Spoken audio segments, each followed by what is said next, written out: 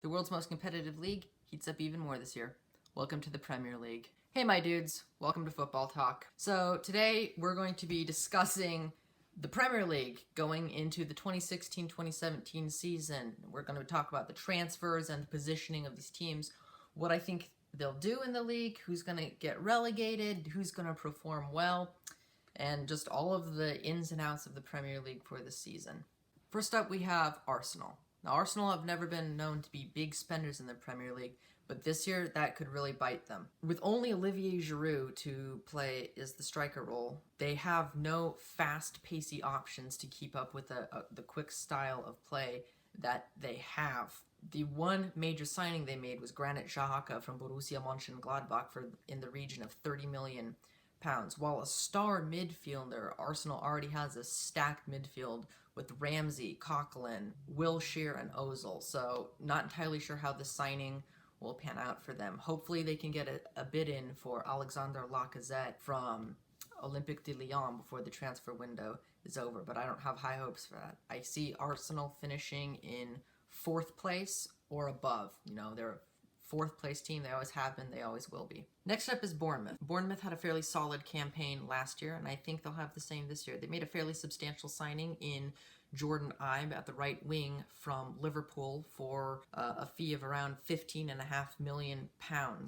I think they have a strong competitive side that will finish comfortably in mid-table. Next we have Burnley. No transfers, nothing special on the team, straight back down to the championship for them.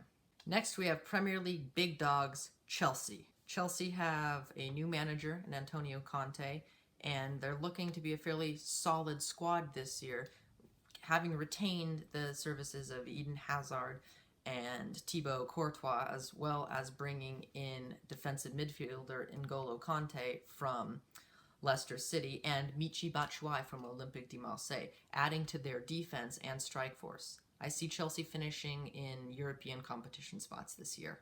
Crystal Palace is up next.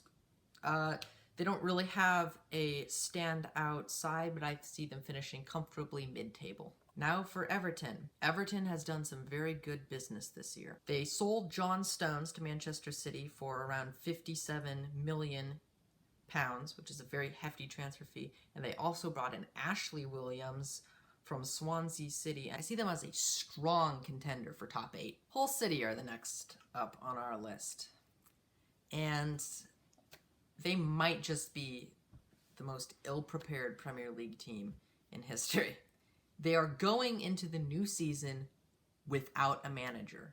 Manager Steve Bruce resigned at frustration due to the lack of signings that Hull has made, and so far their attempts to get another manager have been rejected. I see them going right back down to the championship. Next we have Premier League champions and European debutants, Leicester City. Now Leicester may have lost one of their best players in N'Golo Kanté to Chelsea, but they have managed to bring in some bright talent in Polish youth player Bartosz Kapuczka, who had a shining role at the Euros, as well as bringing in veteran goalkeeper of the recently relegated Hannover 96, Ron Robert Zieler, who is a German international keeper and sure to bring quality to the team. I think Leicester will finish comfortably in upper mid-table. Liverpool might just have a stunning season this year. Heading into their first full season under manager Jurgen Klopp and having unloaded Martin Skrtel to Fenerbahce and bringing in center backs Ragnar Klavan and Joel Matip from Schalke, they have a strong defense, as well as bringing in Jorginho Wijnaldum from Newcastle for approximately £22 million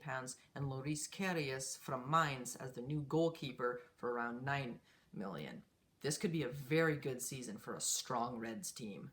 Big spenders, Man City are up next. Man City are set to have an amazing season after bringing in the maestro of football, that is Pep Guardiola, as head coach, as well as bringing in several key signings such as John Stones, Gabriel Jesus, and Ilkay Gundogan. The team is very strong and very well prepared, spending almost £150 million in the transfer market this year. Next, we have Manchester United. Manchester United have had an interesting year over the past 12 months. Getting knocked out of the Champions League, being down into the Europa League, signing veteran midfielder Bastian Schweinsteiger, and then demoting him to the youth teams. This could be Manchester United's year to shine. After bringing in Jose Mourinho as head coach and signing the god Zlatan Ibrahimovic, Manchester now has a strong striker, which they need, as well as bringing in the Bundesliga's highest average rated player, Henrik Mkhitaryan, as the new right midfielder, and just a little youth player, kind of unknown, no big deal, Paul freaking Pogba in center midfield, as well as Eric Bertrand Bailey in defense. With David De Gea in goal and Rooney at center attacking mid, there's not many teams I don't see Manchester United just ripping through. Middlesbrough are the team up next, returning to the Premier League.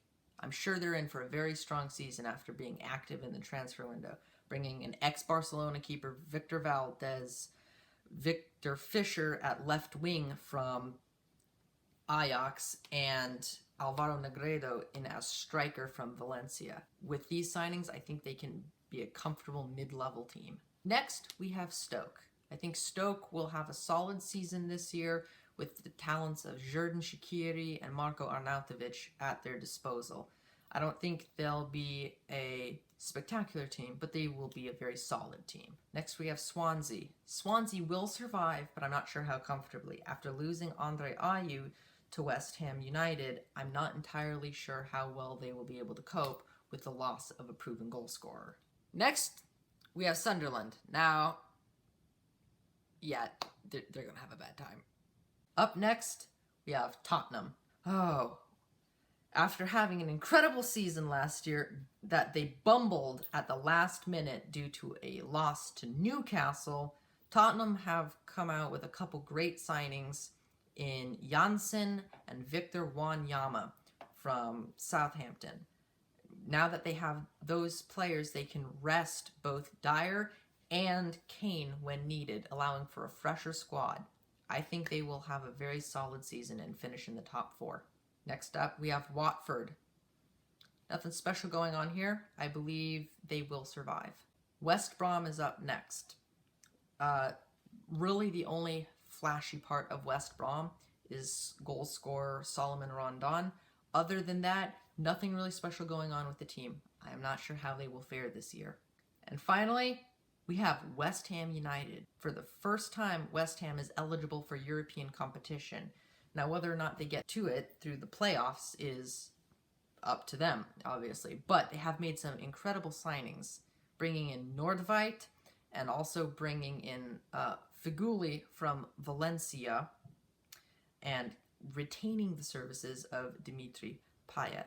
I'm sure they'll have a very strong season and surprise many. Thank you all so much for watching. Please like, favorite, and subscribe and whatnot. And hey! What? What do you call a crappy Manchester player? Man poo? Man, you're. That was really bad. You're welcome for that. Adios.